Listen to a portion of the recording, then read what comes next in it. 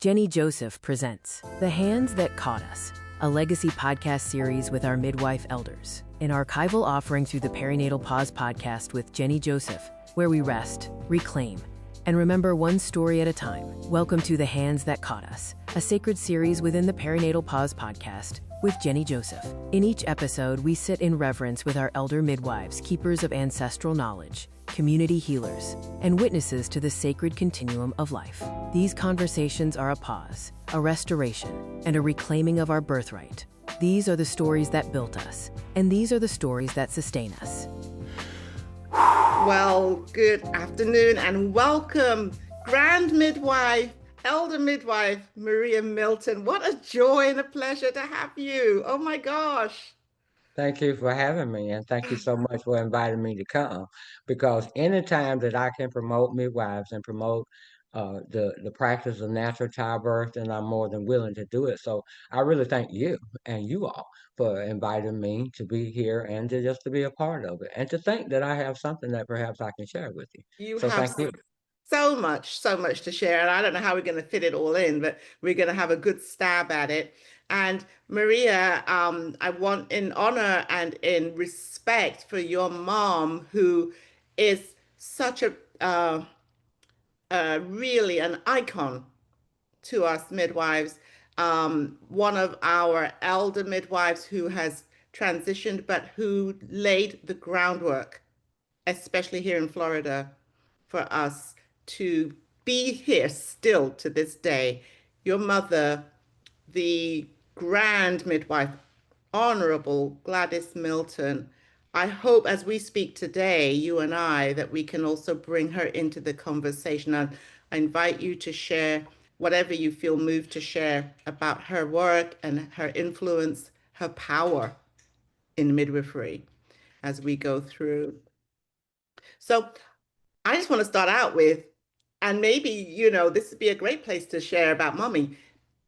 How you, Maria, where did you enter midwifery? Where did it show up for you? How old were you? What happened to you or for you or through you that you are now standing here before us as midwife Maria Milton? Well, I've been a midwife now for a little over 41 years. And now that I look back on it, actually, I'm beginning to believe that my journey into this profession of being a midwife actually started whenever I was born.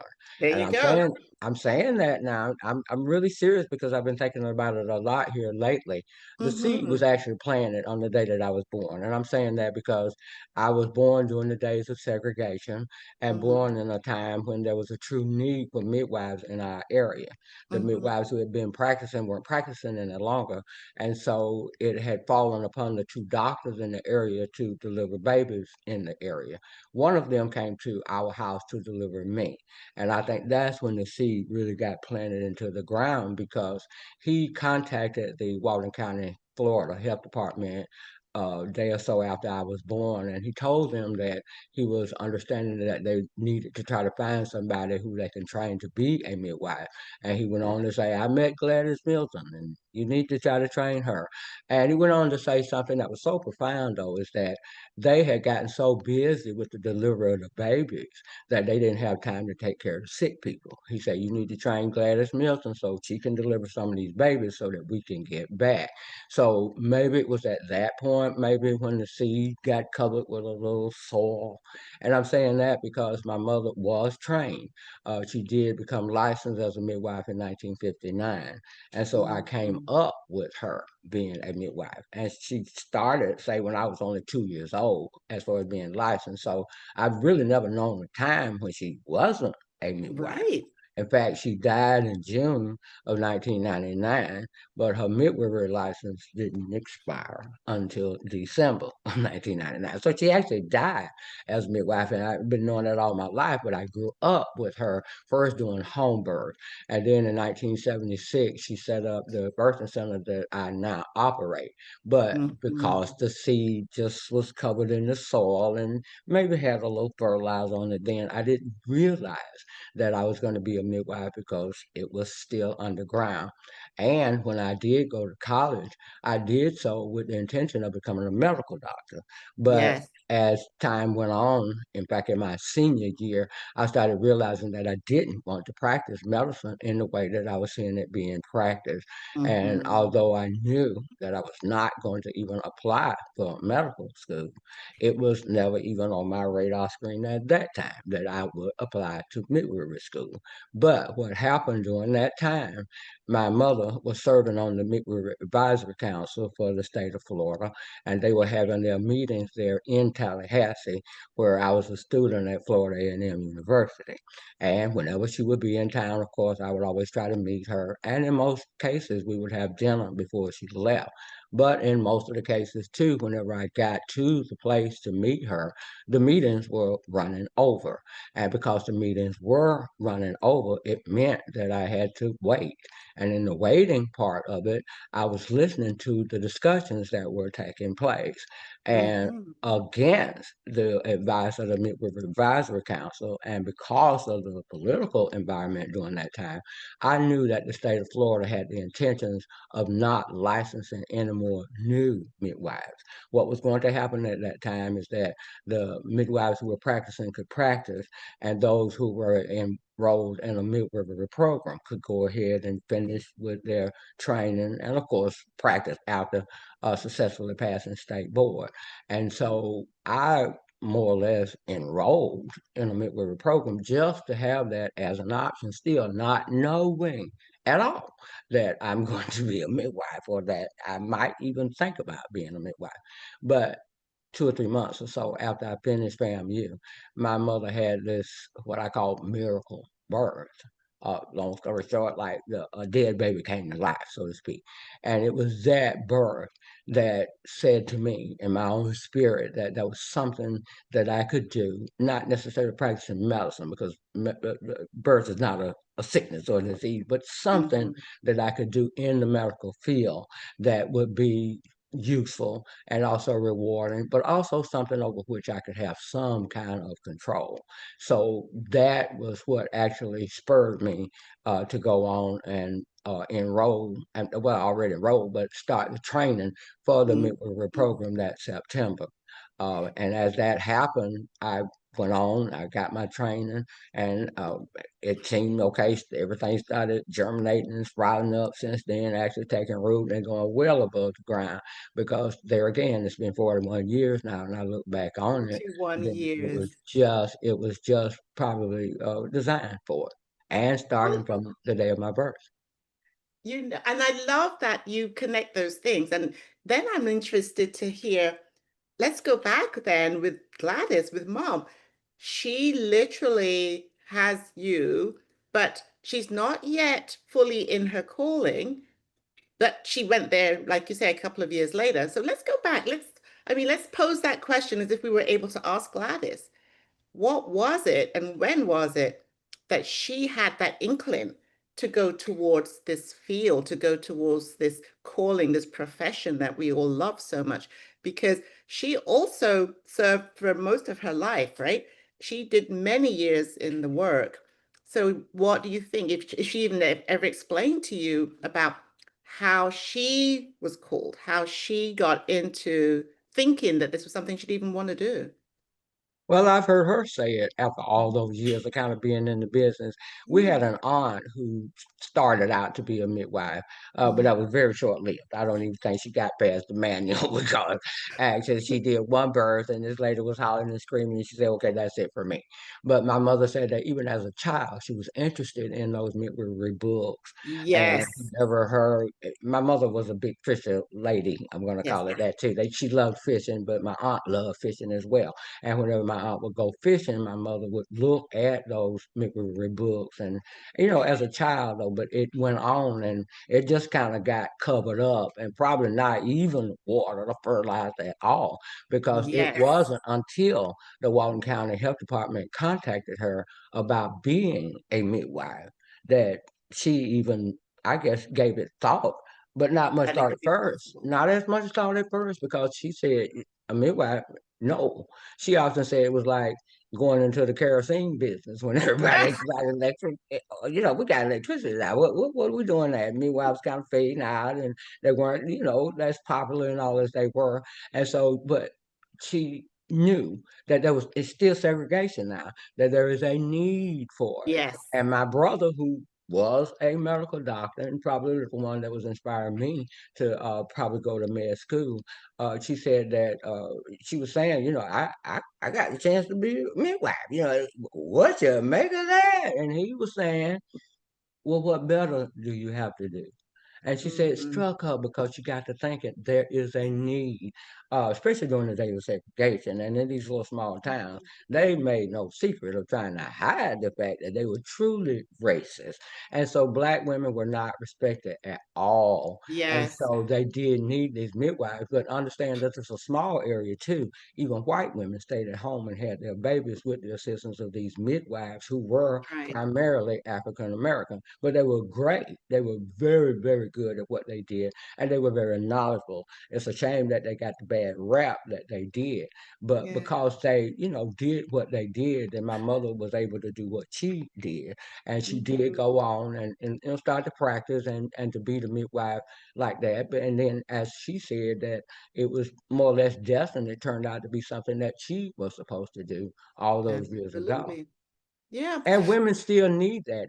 They still need midwives to take care of them because, Yes. as the doctor said, even just days after I was born, midwives need to take care of the low risk women. There's no That's doubt right. about that, because birth is not medical, but it's being treated as a medical way, and that is one of the reasons why a lot of people have become afraid of birth, afraid of outside midwives and all out of hospital birth, all of the above. But now let's go back to the 1960s because that's when my mother said that insurances start paying, and that's when it started making a great, great difference because as long as she was taking care of indigent women and people who couldn't afford to go anyplace else, then it wasn't so much of a deal, because Yes. they were tolerated as a necessary evil because they were providing a valuable, much, much needed service. But then when insurances started paying for people to go to the hospitals, then all of a sudden, that's when the smear campaign started, and people started trying to cast doubt upon the competency of these midwives. But because it had always been that way, where people used midwives, people knew better than that, and so they didn't believe it. But as time went on, and as women started going to the hospitals to have their babies, then that changed. But at that time, there was still not a lot of women into having the insurance to go to the hospital. Many of them Yes. still use midwives. And even when I started working at the birthing center, really now in 1984, and this was after I finished and after I'm, starting to do my training and stuff like that, I started realizing then that women were just almost getting out of using my mother, who was the only midwife at that time at all. And my mother had delivered, let's just say, some of their mothers and grandmothers during the days of Yes. segregation. But then in the mid 80s or so, these same women whose mothers and grandmothers were delivered were looking at midwives in a very negative way and Mm. thinking that they were incompetent because that's all that they had heard pretty much all of their lives. And so instead of them coming to my mother to have their babies, a lot of them were going to the hospitals and Yes. they were calling it progress. Well, right away, I started saying this cannot be progress because progress means you're not having problems. But they were having problems right and left. And that's when I started hearing about women being induced and having epidurals and all the other augmentations of labor that midwives still don't do. And I started seeing then, even not even being a full-fledged midwife, that those things cause and contribute to those problems. And my mother Exactly. wasn't doing it, midwives don't doing it, and my mother's outcomes were great. But the hospitals were like terrible. And I think by these women going to the hospitals and having those procedures and things done and having bad outcomes, that cemented in their minds that, oh no, you need to go to the hospital because so much can go wrong. Well, just Right. the opposite is just true. And if these women are open for it, now if they're not, some women I would say are not good candidates for midwives because they're scared. and Right. they don't have a good view of birth. And so if that's the case, then and a midwife can't change your mind, then you're not a good candidate. And no Yes, midwife should try to change your mind at that point. You should make your own birth decision about what that's feels right. comfortable for you.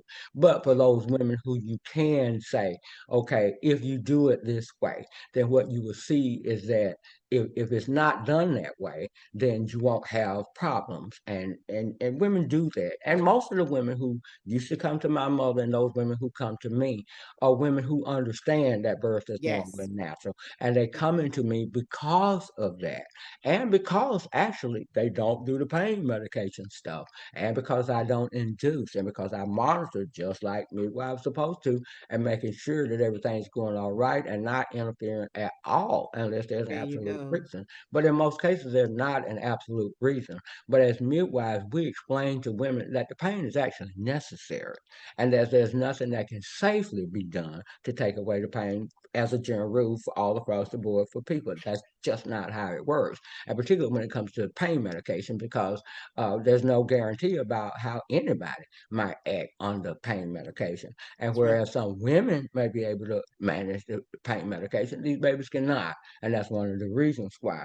But there again, in the absence of pain medication, women being induced, uh, if they can walk around, eat, do whatever is most comfortable for them, then they'll be fine. And in most cases, you won't have any problems whatsoever. But I've seen a long time ago that what has to happen is that prenatally, these women need to be told what's to happen, what's to expect, what's normal. Women themselves need to be thinking about what kind of birth do you want? Do you want a midwife? Do you That's want to be in right. the hospital? Mhm. All of that, because that is going to determine who provides care for you. But if you've chosen a midwife and she provides the kind of care that's non-invasive, then that's what most women want. And then midwives actually listen to you.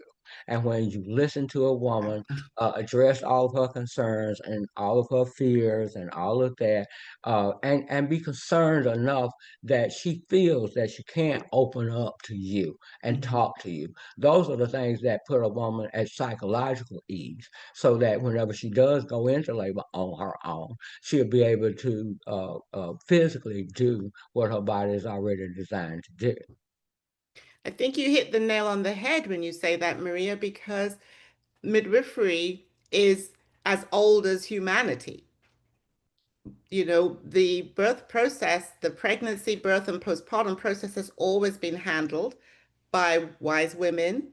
The word sage-femme is a word that's used for midwives, which is wise woman. The women attending other women in community, in family, have carried the profession, if you will, the art, the calling through millennia worldwide. And so, And it was a community effort because indeed, not just the midwives were there, sisters of the community, let's say that's right. that, whether they be friends or relatives, a That's lot right. of them will be with the laboring woman. That's And right. instead of asking the midwife, well, can you give us something for the pain? They would That's tell the right. woman, you're okay, you're okay. That's right. There would be women, if she had other children, to take care of the children, to cook if that was necessary, to clean, whatever necessary. But anyway, it was a community effort where this It woman had was. the support that she needed, not only during labor, but during the postpartum period too. That's Because right. once Through these the women have their continuum. babies, Hmm. it's important that they still have help. That's right. And I think if they have the kind of birth that they need, even prenatally, if we're talking to them, explaining to them, addressing their concerns and all, letting them, go through the labor process and then realizing that they can trust the birthing process, they won't have that trauma that causes and contribute to postpartum depression. But I Indeed. don't care whether all that has taken place or not. As a newborn mother, she can feel overwhelmed with all the Yes. responsibilities of having a That's newborn. right. So that's Yes. why it's important for her to have support even for a long time after the baby is born. Midwives recognize that, and we Right. give that to women, and we help them to prepare for that. And I think inside of that sisterhood of midwifery, that, everyone understanding their role, being supported in their role of support, or whether they're actually the birthing person, that we have also other areas that aren't sort of documented or even acknowledged as being part of the birthing process. We talk about the competencies of midwives, like, oh, they can do the skills, they can handle emergencies, and that's all well and good.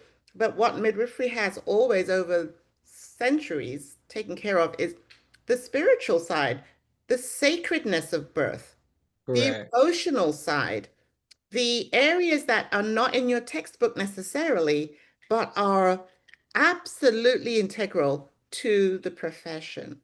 And so if we think about the experience of the midwives in America, I mean, obviously, indigenous people have always had their midwives. The immigrant people that came in brought their midwives with them. But for the Americans, it was the Black midwives, the African midwives during enslavement that delivered everybody. They delivered that commodity, which was human chattel. They maintained the capitalist system that was set up by making sure the commodity of human beings was delivered safely. And throughout the enslavement, that was how people were born. And then we have Jim Crow, where, especially in the South of the United States, Black midwives continued to deliver everybody. And then this change, like you've mentioned, of it's really the propaganda that began in the early 20th century, where public health nurses were sent, where money was sent from the northern states to the southern states, the taking over of a profession that has served and continues to serve around the world as the usual and normal way to bring life, taking that over and turning it into what we now have has been so detrimental, not just to Black people, Indigenous people, and marginalized people, but to all people. The birth itself. Birth And one of itself the is reasons, now one of the dangerous. reasons, go ahead, go ahead. No, you go No, ahead. one of the reasons I think for that is with the title now. I'm talking about the title of nurse midwife. Yes, That was a huge downfall for the so-called licensed midwife. I'm going to call them right now, but the more traditional practicing midwives. Uh, but and I'm not down in nurse midwife. Please don't get me wrong. What I'm mhm, saying is that that practice actually sprung from these nurses who are RNs working along with the OBGYNs in birth. yes, Now, OBGYNs are for high risk people, and they yes, really need to concentrate on high risk people. And they don't really need to deal with low risk people at all because they have that high risk mentality that they treat low risk women like they're high risk. But that's neither here nor there. The point is, if you got these midwives who are taking care of birth in a more natural way, and the obstetricians who are not, these nurses were recognizing that. And what they started saying, okay, there's a better way to birth. So we're nurses and we started the midwifery thing, but we're nurses. But that still keeps that medical thing in the subliminal mind. And it yes, makes it think, oh, there's still something that could go wrong. And what they did, they really just started delivering babies without all the interventions, though. But they also started casting doubt upon the competency, as far as, like you're saying, a lot of these more traditional midwives understood the spiritual part of it. Well, that's right. they did not. As nurses, they did not. And so they saw that as the same way that they saw the slaves when they first went to Africa. Oh, they're just a bunch of savages. And, oh, we need to tame them and we need to, straighten them out. They're good. Yeah, they can do that. But, but they need to be like us. Well, Yes, that's not how it was. And that these midwives were not the traditional midwives, were not in it for the money. They were in it to try to make sure that these women bring forth healthy babies. And so were the nurse midwives initially. But mm, then later on, they started feeling as if they were superior to these other midwives. When really what should have been happening, they should have been incorporating a lot of what these traditional midwives were doing into their own nurse midwifery training programs. But yet their training programs were more medical. And as they have basically taken over, because you think about right now, even nurse midwives, licensed midwives, certified professional midwives, whatever the midwife group might be, we're only delivering about 4% of the population, which Very is a low. huge problem there within itself. And so if you got the majority of people going to the hospitals and having what I call that hospital style birth, which is with all the interventions, and you can understand why people are afraid. And if they say, well, if I'm going to be outside of the hospital, at least I need a nurse just in case. Well, you don't Yes. need a nurse. And I tell a lot of these nurse midwives who will listen to me, it's we all train, first of all, the same. Let me say that. Yes. We're all trained the same. It's just that when midwives don't practice inside of a hospital setting or outside of a hospital setting, the practice is a little bit different. But not That's that we want to do those things because we understand, what those things can do as far as causing problems. But what we don't do is to try to interfere and make sure that no midwife feels like they're not doing what they're supposed to do. But all of us are to take care of these women and make sure that these women are doing safely. One is no better than the other. But the key thing is to exactly have midwifery as an option to care for women. And right. especially in these days with healthcare being cut. And there was a time too when we didn't have these programs that offered women help and financial assistance. And I Yes. imagine that with a lot of the recent cuts that have taken place with Medicaid and all these other, even with the private insurance companies, there's some coverage that they're not covering. They're increasing their premiums and all. So there's going to be more of a need for midwives, and I think especially Absolutely. for women who need care, and good care regardless of their ability to pay. And I think oftentimes when women use midwives, even though it costs less, I don't think they're being compromised at all with the care. And in fact, I think a lot of the care is actually better with the midwife because we spend Indeed. more time talking to you. Most midwives spend about an hour for prenatal visits, whereas most obstetricians 5, 10, 15 minutes tops. And Yep. then we as midwives, I mean, we actually care about these women. Our hearts are in our work. And that's not to say that the other practitioners are not, but we actually care.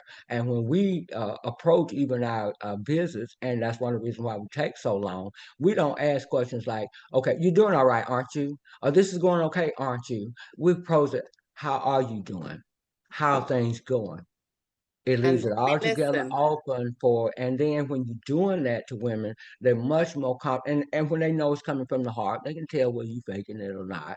But it should never be, if you're in this particular profession, that you're doing it just for the money. If you're doing it for the money or just for the title or the prestige, this is the wrong profession. And the reason being is because this is something that people are going to remember for the rest of their lives. Indeed. Whatever day it was, whatever the weather was, what you were wearing, but more importantly, they remember all those things because of the way that you treated them. When you treat them with respect, they understand that and they will always remember it and they'll always appreciate it if you've had your heart in your work.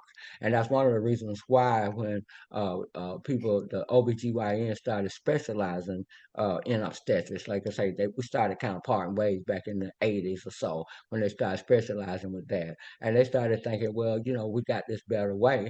But in the meantime, they started being sued a lot too. And so they Yes. started doing a lot of unnecessary testing and extra testing and still trying to cast doubt of out of hospital birth, thinking, no, no, you still need to be here because of all these things. But I've been telling women this for years. And like I say, I even saw it even before I became a midwife. We're not doing all these procedures because we're having these problems. Okay, we're having these problems because we're doing these procedures. And we will stay away from a lot of those procedures, which are used most times unnecessary. But we've gotten to the point these days where even optional tests have become routine. We need to Hmm. stop testing women so much and start talking to them and really examining some of this stuff that we're doing. There's nothing wrong against progress. There's nothing wrong with modernization. There's nothing wrong with technology. But technology can be a double-edged sword too. And so That's some right. of the times we need to think about the seriousness of some of these things that we're doing. And I've been saying that really all along about, say, sonograms in particular. It is still such that when sonograms are done, they are not supposed to be done for non-medical reasons. And it's still the recommendation that if they are done, that they wait until 20 weeks. Well, that is the most ignored recommendation that I know. And most women don't mind because they want to know about whether they got a boy or a girl. Well, I tell women all the time, you got a boy or a girl. And unless you're having some bleeding or you just out, that means everything's going okay. You don't really need to do that unless it's absolutely necessary. But what I'm saying is that I've watched that when women years ago started having sonograms done, there was a medical reason for it, and they were only done for medical reasons. And a woman would have to have a request from a doctor, go and have it done on an outpatient basis at the hospital. And these doctors, there again, you specialize in you in it for the money, some of them, and they understood that that money was being channeled out. So a lot of them during that time, the 80s and 90s, started having the machines in their offices. All right, and then it went from maybe using it when they needed to every woman having a sonogram every visit, whether she needed it or not. And it wasn't because of the safety and welfare of these mothers and these babies. It's because these sonograms don't come out of Dollar General. They don't come out of Dollar Tree. All right. And you can't afford them, but you can afford to lease them. But in order to make the lease payment, you got to do the sonogram. And that's what they were doing. And women were feeling, oh, this is such and such a thing. But then I started watching then. And I'm asking everybody, y'all, just start watching this because there have been no real studies done on autism. And the reason I'm saying that immunizations years ago were far more dangerous than what they are now. Now they're still dangerous, and they got a lot of different ways that they preserve them. They give you so many at one time and all of that. But the point was they were a lot more dangerous years ago. But we didn't see autism like we see it now. But as sonograms started being more and more prevalent, and more prevalent, still more and more prevalent, then we're starting to see a lot of this. And that's what I'm saying. Rather than us doing, there's nothing wrong with a sonogram. There's nothing with one or two, maybe. But 10, and every woman having one, every woman having all the time, I think we need to start, like, first of all, hold the brakes. If a woman is not having problems, then that means everything's okay. We shouldn't be doing it like we're doing it. But I think it's because of how we're doing it that we're actually maybe contributing to a lot of the autism that we're seeing. And it concerns me that people, just in their mind say, well, it's okay. And they'll do it anyway because it seems to be safe. But we don't know that. And it's only now that sonograms have been around long enough in the use of obstetrics for us to know what the long-term uses are. And you know that it still has to get reported out to the literature, but we're seeing these babies. And so unless there's some absolute necessary way, I think we need to scale back on the number of sonograms that are being done, for one thing, but also we need to start studying this and actually seeing what is, because we've known all the time now that if it's done in the first 3 months, if certain conditions and stuff like that, that they can be problematic. And I'm not saying don't. I'm saying it's a good tool to have, but I'm saying we need to be cautious with it and making sure that we're using it appropriately. I think in the United States, we have a unique problem in that we are one of the only, maybe the only developed country that has all these resources that you're talking about. We have an excess of resources. And of course, we have more money than we know what to do with.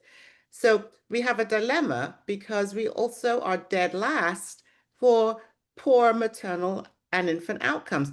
Our maternal mortality rate is the worst amongst all the other so-called developed nations. Our infant mortality has been abysmal for decades, and particularly among Black and Indigenous and people of color and marginalized people. So we can say categorically, we have enough data, enough research to say that the reason for that is not physiological. No, That is a particular no, American no, dilemma. We no, have causes and issues that are, responsible, the root causes for these poor outcomes. And it is not because women's bodies are built wrong or that Black people have a certain physiology that can't do X or Y. It's because we have systematically decided that we will put the bottom line, the dollar bill, ahead of everything else when it pertains to health.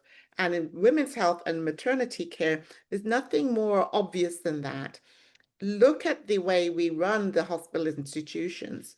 Look at the way we build these massive neonatal units. In my area, our neonatal unit, our NICU, has 160 beds. wow, 160. wow, And it's always full. wow, It's wow. usually full of Black and brown babies.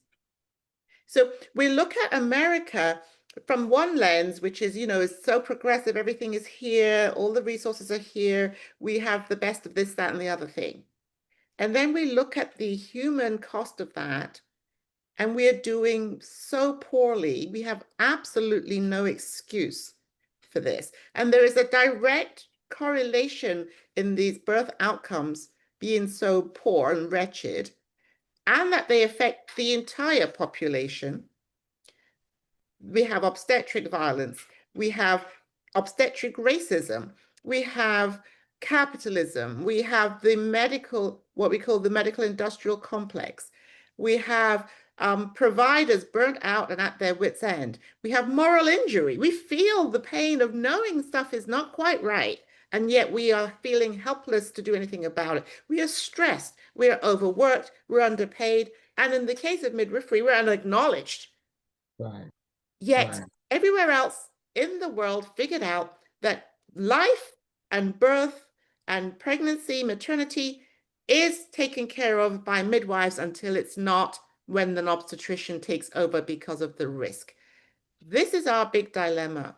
And so if you think about what was achieved through these centuries of the growth of America as it stands today, it was the midwifery model that got us where we got to. And as we've come to this point in our time, and we recognize that we want midwifery back, we recognize it's time to push for a midwifery resurgence. There's a movement afoot for us to bring midwifery forward. We're opening midwifery training schools. The nurse midwives are growing, even though some of their schools are closing. We have an opportunity to reset the balance. Let's talk a little bit about what Gladys did in her time coming up against this issue. She fought for midwifery in Florida. There was a particular case, right, where she had to really fight for her life and her license. Let's talk a little bit about how the politics have played out in your mom's life, in your life, to get us to this point. You're still here. You prevailed. You're Gladys's daughter. You're standing. But I'm still having problems, That's right. dealing with the stereotypes of not only licensed midwife, but let's face it here. There's a lot of racism. It's alive and well, and especially with African American. Yes, Anybody that's non-white, is still in the mentalities of a lot of these people that we're less competent. Well, I when my mom was doing what she was doing, there was more of a need for midwives. They didn't, yes, they just women didn't have all of these options and all. And so my mother started thinking, it's not so much what they call you, it's what you answer to. And that's what she said. I answer to God. I answer to the calling of these women, and I do what I do. So what she did was the same thing that all these traditional midwives did. She took these women and she took care of them. But the important thing that she didn't intervene. And she gave me that as a bit of advice early on in my career, and something mhm, that I always try to pass on every speaking chance I get. In yes, the absence of problem, wait. Hurry up and wait. In the absence of problem. And that's the key thing, in the absence of problem.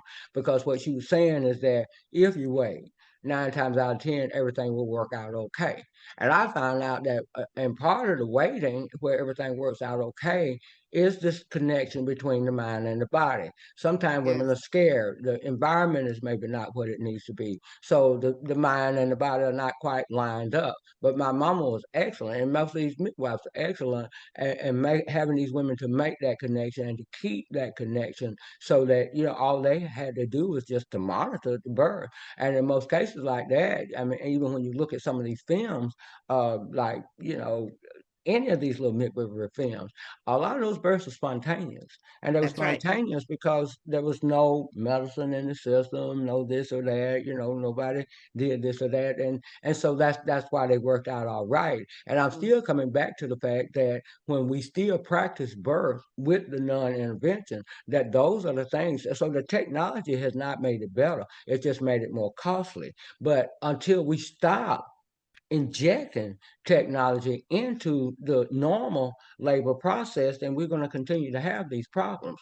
But the thing is, women are now allowing all of these things because they don't know, and because they're afraid, and because they trust doctors. Well, all the time I say doctors are MDs, not GODs, and we need to stop elevating them to that status. Question them, and they're there for a reason. I mean, it's good to have them there in the event of problems and emergencies and things like that. But it's not the only safe way to birth, and Right. midwives have shown that. But we've also shown that the least amount of interventions lead to the best outcomes. And so I Yes. don't care who you are, how much experience you have, how much technology you have at your disposal.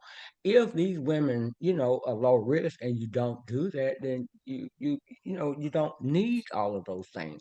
And we need to start doing that. And I think too now, instead of in addition to the studies being done on sonograms and stuff like that, we need to compare how birth is done in the hospital, outside the hospital. You can Yes. have natural birth in the hospital. You got to fight for it, for sure, because they have this, that everybody's induced, everybody gets this, and there's no one size that fits all. But if people would compare birth with intervention, birth without intervention, then I think women could understand and get more assured in their body's ability to birth, so that they will choose midwives.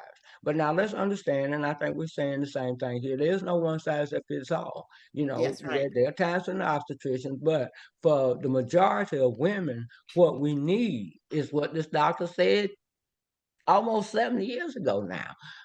We need midwives to take care of Right. these low risk women. We need Right. midwives to birth, because birth is still not an illness or disease. It should be treated as that. But we've started to do that, and we're doing it more and more and more. We need to get back. And that's not oversimplifying things, but I think we do cause and contribute to a lot of these problems that we're having because of the way that we're handling birth.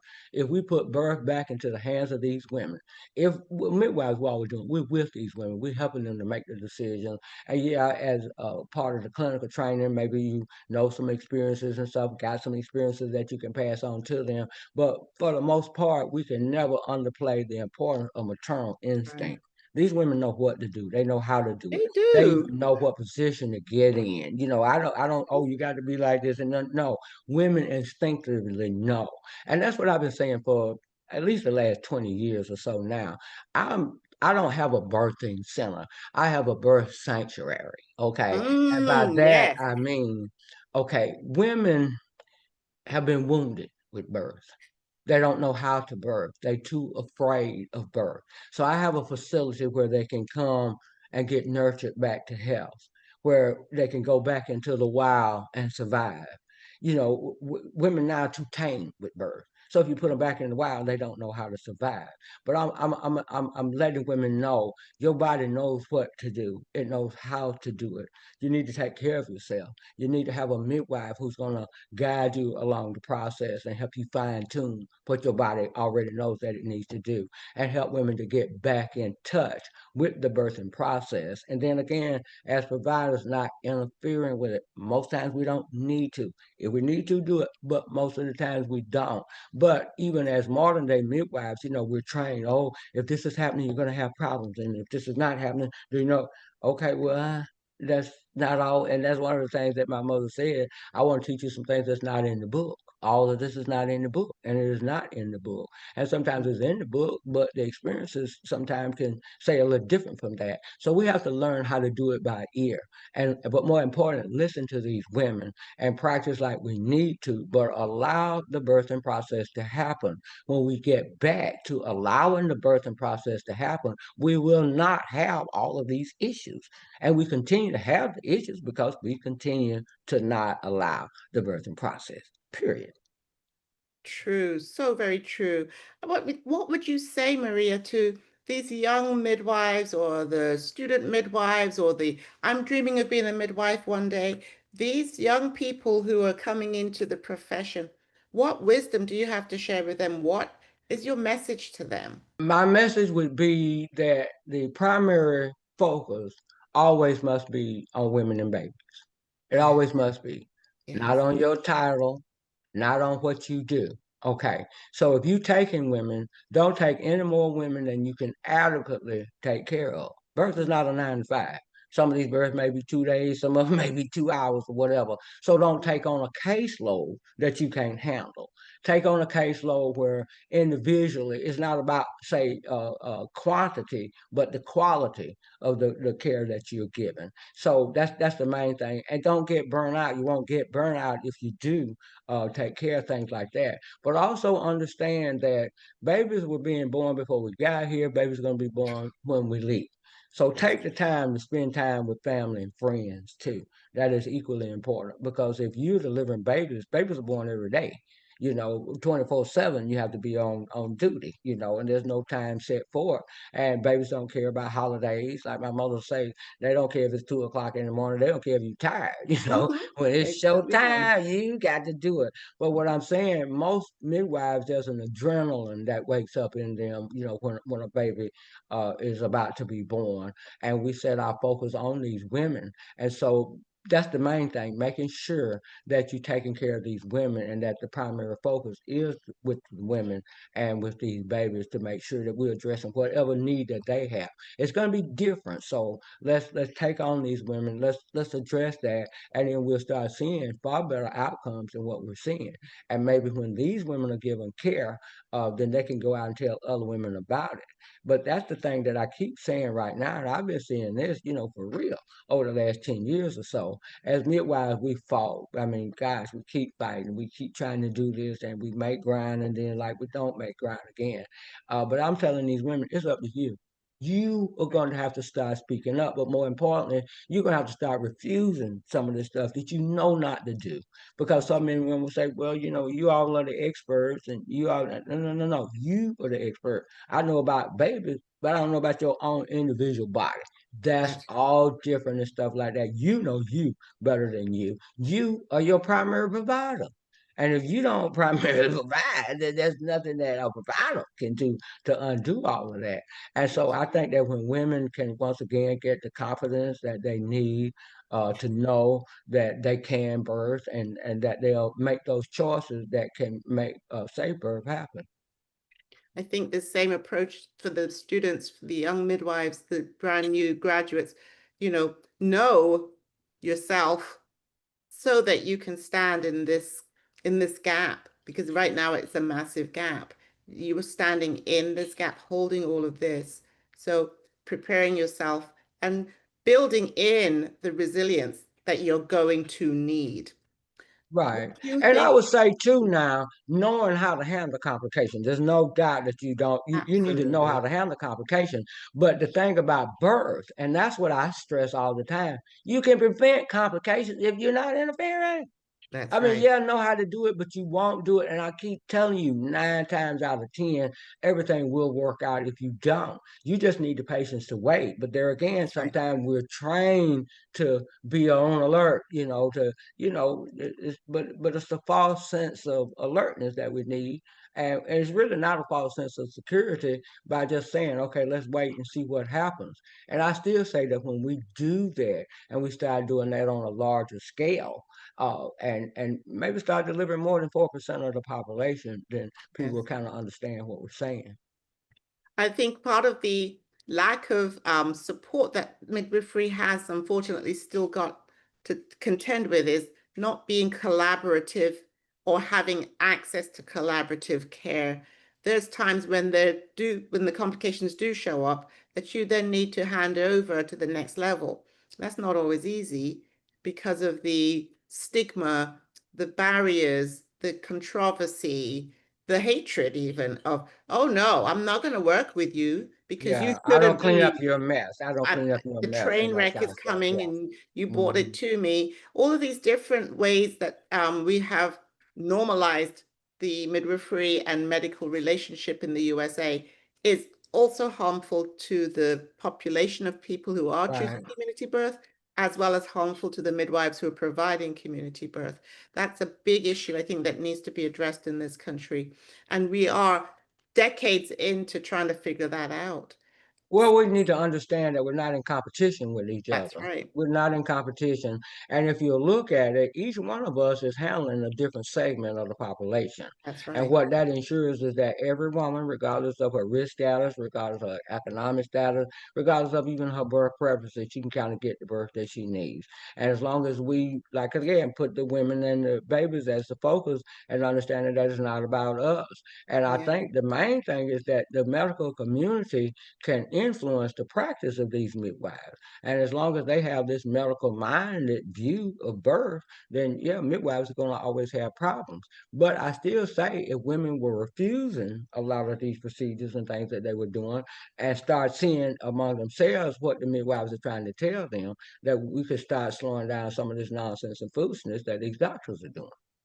Well, I'm interested for folk to hear and learn what year was it that Gladys started the birthing center, and share more about, the story of the birthing center, how we got going, how you maintained, how you've taken it on. Let's talk about that legacy that she left us in terms of a model of care for community support. When did that begin? She opened up the birthing center in 1976. That was after she had done home birth for the first 17 years of her practice. And it's Hmm. really called a birthing center because she built this attachment onto her own home. And Yes. really, for about 4 years or so, she didn't really have a license, so to speak, because she had contacted, the health department and all these little local groups that said that she really didn't need a license. They were saying, this is home birth and it's still home birth. It's just at your home. And maybe by about 4 years or so after then was when the state showed up and say, we understand that you're running a business here. Well, in my mom's mind, a business was, you selling something, and she was saying, I don't have a business here. And they were saying, yeah, you do, well, we're understanding that you do. And she said, no, I don't have a business now. I do have a place here in the back now where I deliver babies, but, that's not a business. Oh, yes, Miss Gladys. That's a business. And when they went and started looking at it, and they were saying, "Oh, you need to be licensed." Well, okay, no problem with it. But still, it's licensed as a birthing center because it's not the mother's own home, but yet it's independent of a hospital setting. And Yes. so, she went on and she was licensed, but still, people still trying to really wipe out midwives and trying to make it seem like out of hospital birth was dangerous. And so, my mother had a situation where we had a shoulder dystocia, and unfortunately, the baby didn't survive. But it was actually the coroner who told my mom, "You better get a lawyer here." He said, because, these health department people, they're mad with me. They're trying to get me to change my results to say that you were at fault for this and that kind of stuff. Well, shoulder dystocia, you can't predict it. You don't know that's going to Yes. happen until it does. And then when it happened, we had all kind of factors working against us. First baby like 15 inch head, 15-inch chest, 23 and a half inches long, 10 pounds, come on, everything went wrong. But it was not my mom's fault. And if that same situation had happened in the hospital, now another question would have been asked. But because of that, they wanted to use that as some excuse to try to do something that they had wanted to do all the time. And they Yeah. did hold her up on practicing for about 3 years, but she was able to get her license back and being able. Now it never affected the birthing center license now. But by that Hmm. time when all this was going on, I had already done like clinical training and stuff to be a midwife and waiting to pass state board. My brother, as I mentioned earlier, was a medical doctor, so he was able to continue to have the birthing center running, and I was able to work along with him in order to keep it running until she did get her license back. But once she got her license back, unfortunately, her spirit had been a little broken too. I think Yeah. because she had realized, hey, I was recruited to do this, been doing it all these years, 30, 40 years at that point. And Hmm. then, having the state to try to come in and try to act as if, you're some wooden bridge, as she used to call it. Yeah, I'm like a wooden bridge, we can build a high rise now and have all the concrete and all that kind of stuff, but forgetting about the value of what has happened. But anyway, she was a diabetic too, but I think by the diabetes and the stress and stuff like that, she ended up having a heart attack in 96 and then again in 99. And that was, in fact, the 99 heart attack was the one that took her out. But in 1996, she did get better, and I was, she and I were working together like as a team. In fact, I was fortunate and very blessed to work with her for 15 years before she did pass away. Mm. But when we started out, she was the lead midwife, and then toward the end, I was the lead midwife. But between the both of us, because like I say, she was good at making women feel comfortable and supporting them, and I was good on the business end of running the birthing center and making sure that everything was all where we could stay legal enough to open up and pass inspections and all that kind of stuff so that we could keep a place where women could come and have their babies with us. So, but to have her to go through all the changes that she went through, I think it was good. Tried, after the heart attacks, and even before the heart attacks, and though different people were inviting her to midwifery conventions to speak, and so Yes. she was able to share her wisdom along with that. And then, it got to be a point after, after she had aged some, people realized, hey, these midwives are leaving out of here and they're taking a lot of this wisdom with us. So they not only start documenting some of the stories of these midwives, but honoring them as well so that they would know you That's have right. made a difference. Don't let these people come up at the last part here and try to make it seem as if you were not. And then, but my mother never felt that anyway. She was a spiritually strong woman, and she Yeah. always felt that God was with her in this work that she did. And she always said, you put God first. And she instilled with all of us. She has 7 of us now. In fact, all of us were born at home. But what she was saying is that if you have education in your head and God in your heart, you are unstoppable. And that's just about right. Now, if you want to call it God, call it whatever you want to call it, but spirituality, because that's what's the key thing. It doesn't matter about the Yes. denomination or whatever you want to call it. Spirituality is spirituality. So when we have spirituality and we can deal with each other in the way that we would want to be treated, but more importantly, be concerned about the outcome of other folks, and especially with these babies, because babies don't choose to come into the world. And I think, they're going to catch hell in the world. So at least the birthing environment needs to be safe. They need to at least come Exactly. into the world with a spirit of peace. And then that gives them the spirit to survive. And then I think this too, and I'm being a little biased, I'm going to admit that. I think that when a baby is born at home with a midwife, that there's a different perspective that that baby has upon the world. And they approach life a little bit differently. And I'm saying that because if when women do have the mindset to stay at home, that means that they have a natural view of birth. They understand that this is just the way we procreate. And then especially Mhm. when the fathers are involved, when fathers are involved in birth, even if the couples don't get along later on, that child has a better chance of success because both parents are going to be involved in that child's life. And that's Yes. most important. But, children now don't have the village that we used to have. And so I think when people were born at home and with midwives and then got the village, we'll be a lot more mentally sound. I mean, we've always been crazy. The world's always going to be crazy, going to have nuts in it. One of them going to be. Okay, having said that, though, we can all get along with each other. We can all respect each other and respect each other's differences, even if it's in birth. That's right. Your mom wrote her books. Share a little bit about her books and that the wisdom that she shared in those books, the encouragement that she shared. I mean, we have her book as part of our curriculum in our midwifery school, and so Hmm. many midwifery schools do, as far as I know. Well, actually, she has 2 books. The first book was Why Not Me? And Mm, that was one that was written with Wendy Bavard. And that was more of her story as a midwife and the struggles mm, that she went through to become a midwife and some of the struggles that she had with the state to try to maintain her right to practice as a midwife. And then there's a second book called Beyond the Storm, because what she was saying with the first book, Why Not Me? She said that, at first she was whining and complaining, why me, why me, why me? And then my father, who was always the base, the rock that held everything mm, together, he was saying, well, why not you? You know what I mean? And my mother was that kind too, because what she was saying is that if we have the faith that we think we have, then why not us? Let's be used for the good of whatever it is to be. So why not me? Why not use me and let mm. me show how to have faith, how to be strong, how to continue to do the things that you need to do to help these women do it. Then the second book, Beyond the Storm, that was more of her personal stuff, and maybe a unless you knew her personally. Of course, you could still gain some insight from it, but that was more about her and different people, talking about her. I was one of them. My brother's one of them, and talking about our perspective of what she was.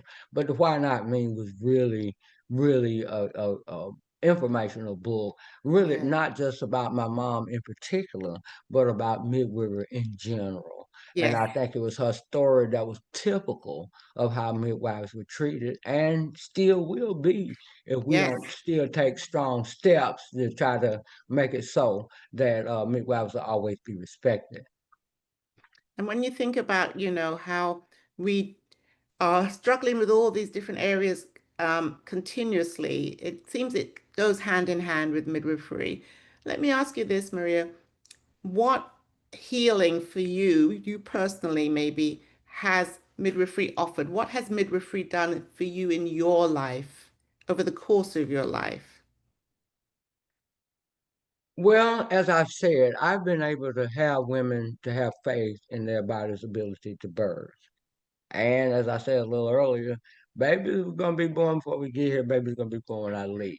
And so my satisfaction is that I will leave this world knowing that I've made a difference in the lives of people. And that's not some wishful thinking. People have told me that. They've told me Yes, that over and over and over again. And I've seen it. My mother passed away in 1999. This is 2025. This year, people have said what a difference she made with a birth for them. Even when my mom died, there was a woman who called and she said, I don't know anybody in the family. But now my mother was also a nurse at the hospital. She worked the OB ward for a lot of years there. And this was a woman who had had a baby doing my mom's work at the hospital. And now she didn't come to the birthing center to have a baby. She had the baby at the hospital where my mom was working.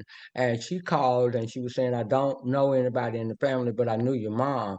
And I just had to call and just talk to somebody in the family. She said, because your mom was my nurse when I went to the hospital. She said I was young, I was scared, I was 18 years old. It was my first baby. The father was not involved in the child's life. My mom was there, but she had to leave and go to work. And she said, your mom was not busy that day. And my mom talked about stuff like that too, how, things work out where you get what you need. Okay, well, somebody needed to be there with this lady. Okay, and it happened to be that my mother was there because there weren't other people there on the OB ward. So my mom was able to go in and just stay with her and tell her what to expect and how to expect it and stuff like that. My mother for years worked that 3 to 11 shift. At 11 o'clock, my mother went and clocked out and went back in the room. That's what she was saying. After she clocked out, she came in and she stayed with me until my baby was born. She said, I have never forgotten that. I will never forget it. And even though I don't know anybody in the family, I want to call and just say, I appreciate your mother doing that for me. I will always remember, always appreciate it. And I told her, I said, well, I would love to say that you unusual. I would love to say, but I can't. that's That was huge. something my mom did. She always clocked Yes, out at 11 o'clock and stayed there with people and stuff, because that was just the way she was. Because they were being birth is not 9 to 5. She could have clocked out at 11, went on, but her heart was in her work. Her that's right. heart was in, helping these women and however long it took to do it. And so, but I'm glad you called. I thank you. I need to hear that right now. And that's what she said. I said, well, how old is your baby? She said, oh, my son's 27 years old. That's right. And that's when I remembered my mom saying, people never forget how you Never. made them feel.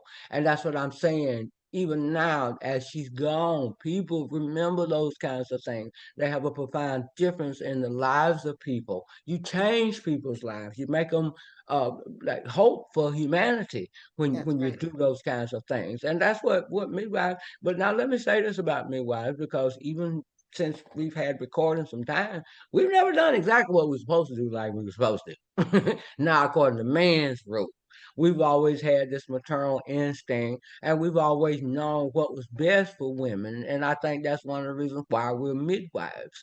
There's a purpose there, there's a spiritual thing, so that we come into the world with spiritual beings. And even when we die, there's still a certain part of us that lives on in the lives that we've lived and in the lessons that we've learned from people and taught people that they get from us. Thank you, Maria. Thank you, beloved elder midwife, Maria Milton. Thank you for pausing with us today and sharing your sacred story and your mom's sacred story. Thank you. And may your hands and your heart and your history continue to guide us. And this has been a moment today of remembering, resting, and reclaiming with the Perinatal Pause podcast and with the hands that caught us. Thank you so much. I'm so Thank you. grateful for you. Thank you.